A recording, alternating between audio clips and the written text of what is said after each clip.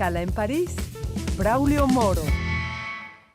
Bienvenidos a Escala en París, una emisión de Radio France Internacional en colaboración con la televisión France 24 en español. La guerra en Ucrania está por cumplir un mes y con ella aumentan los efectos directos e indirectos de la tragedia, en particular para la población ucraniana, primera víctima de la agresión rusa. Fuera del terreno geográfico donde tiene lugar esta guerra, sus consecuencias económicas se dejan sentir en todos los países. Para hablar de lo que serán esas consecuencias para América Latina, saludamos aquí en nuestros estudios al economista Juan Carlucho, economista y profesor en Comercio Internacional de la Universidad de Surrey. Bienvenido, Juan, a nuestros estudios. Muchas gracias, Braulio. Gracias por acompañarnos en esta situación de análisis. Vamos a tratar de analizar lo que está pasando como resultado de este conflicto que decimos cumple ya un mes. Ucrania y Rusia generalmente no son grandes socios comerciales de América Latina, pero el conflicto está afectando ya a la región.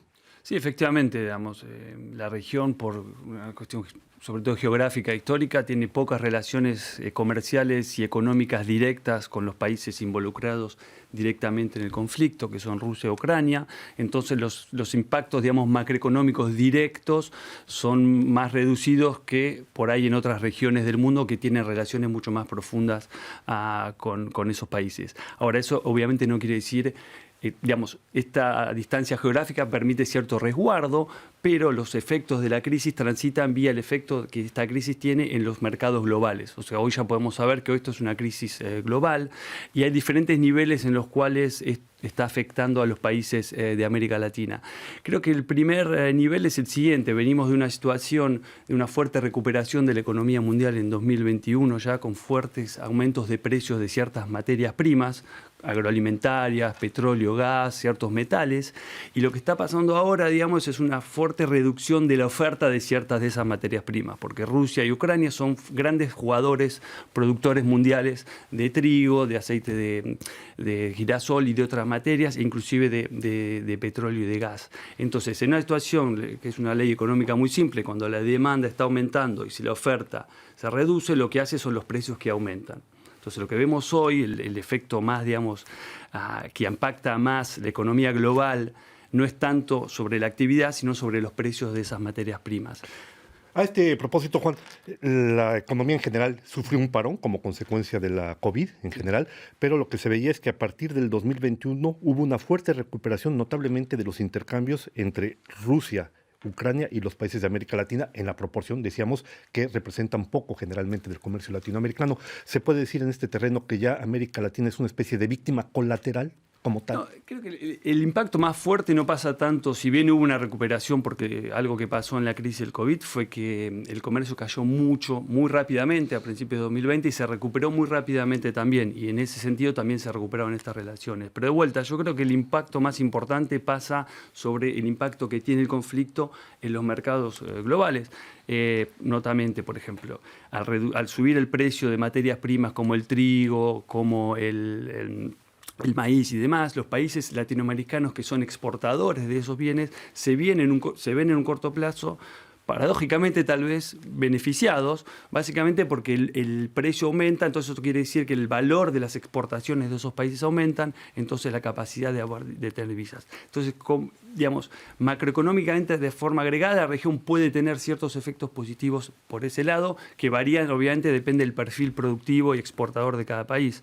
Ahora, otro tema muy importante que venían también habiendo presiones inflacionarias es el tema de la suba de precio del petróleo, que obviamente estamos viendo mucha volatilidad aún, si bien el petróleo subió fuertemente, luego bajar porque todavía hay mucha incertidumbre. Lo que sí, el aumento del precio del petróleo va a impactar también a la región de forma heterogénea. Notamente hay ciertos productores muy grandes de petróleo en la región, como Colombia y Brasil, que son exportadores netos de petróleo. Entonces, esta suba de los precios tiene efectos positivos para esos países, sabiendo que también Brasil importa mucho productos derivados o refinados del petróleo. Entonces, el impacto sobre las divisas pues es medio. Y una sola cosa, otro país, es importante que otros países que son mucho más dependientes de la importación del petróleo, esta suba de precios tiene efectos muy importantes en términos de la necesidad de divisas para justamente poder sostener esta recuperación económica que estábamos viendo. Ese creo que es el gran riesgo ahora.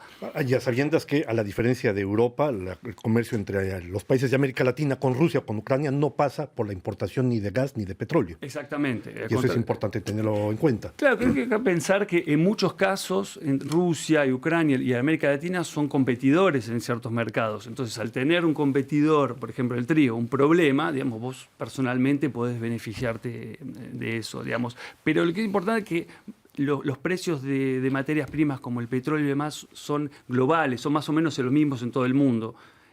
Al ser bienes muy homogéneos, básicamente no importa mucho el origen de dónde viene, ¿no? No es como un auto. Un auto, sí. Ahora bien, Brasil sin gran sorpresa, es el principal socio comercial de Rusia, notablemente. Representan más o menos algo así como 7% de su comercio en general, entre ambos, son de toda la economía de la región. Brasil importa mucha maquinaria de Rusia, notablemente. Después viene Ecuador, muy atrás. Después viene México, muy atrás. Estos países, dado que Rusia ahora se encuentra bloqueada en su comercio, piensa usted que podrán hacer circular, hacer llegar, colocar sus productos en otros mercados, precisamente dado este contexto de incertidumbre que hay actualmente? Claro, es eso, cuando hablamos de ciertas oportunidades que se pueden generar en este sentido.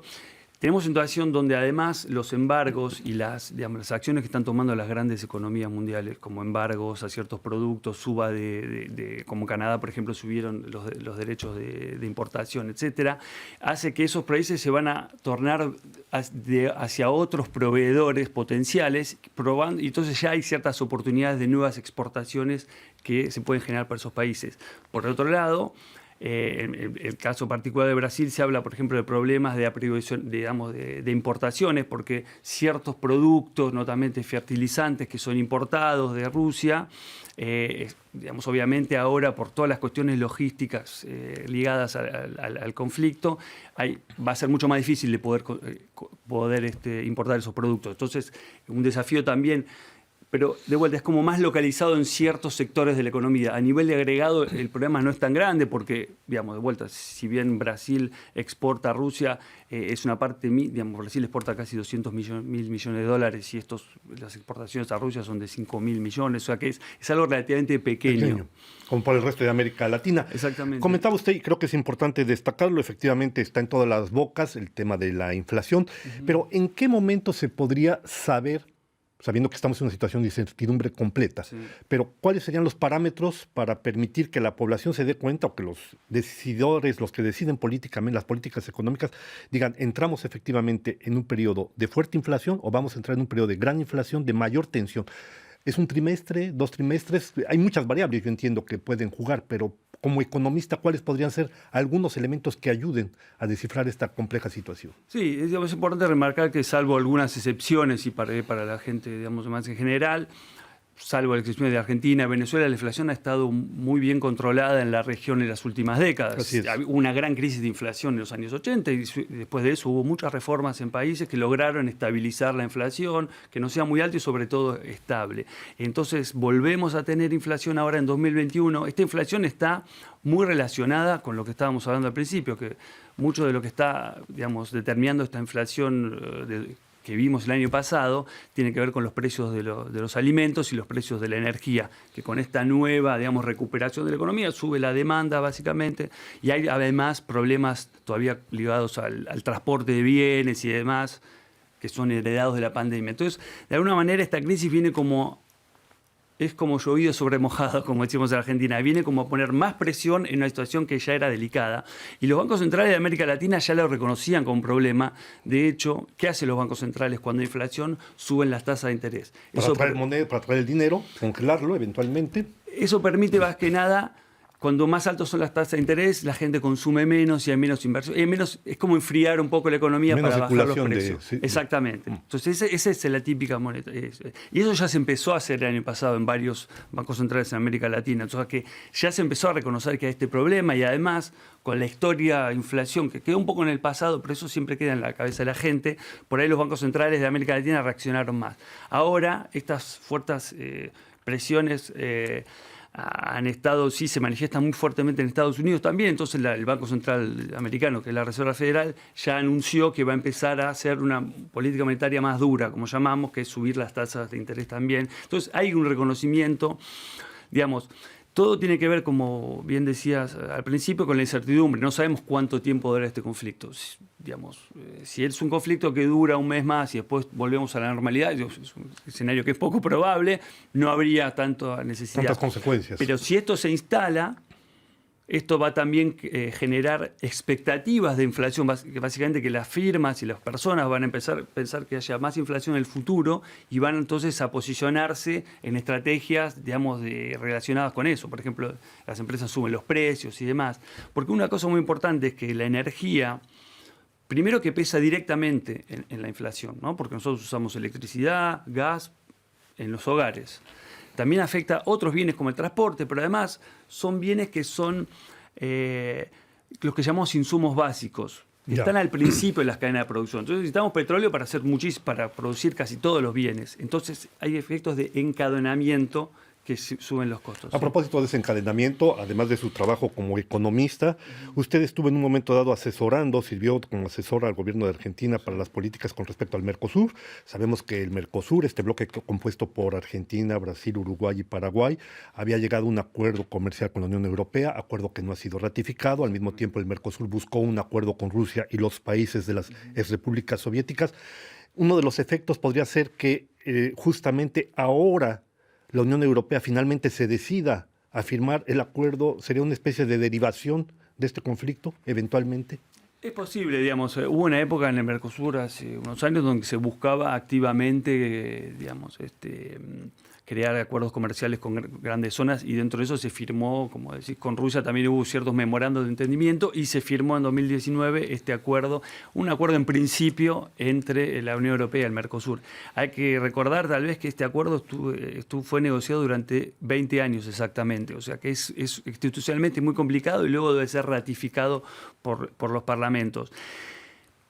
Es posible, digamos, creo que también vuelve a la pregunta inicial de, bueno, ¿cómo se va a reconfigurar el mundo luego de este conflicto? Todavía es un poco temprano para saber cuál va a ser. Ciertamente. Pero es posible que, digamos, en Europa haya cierta conciencia de que hay que diversificar o que hay que integrarse más con otros países, sabiendo que el comercio internacional está muy ligado a la geopolítica, eso sin duda. Pues estamos ya llegando al final de esta escala en París. No me queda agradecerle sino a Juan Carlucci su presencia. Recuerdo que usted es economista, especialista en temas de comercio exterior. Gracias por habernos acompañado en esta emisión. A ustedes les damos una nueva cita aquí la próxima semana en otra escala en París.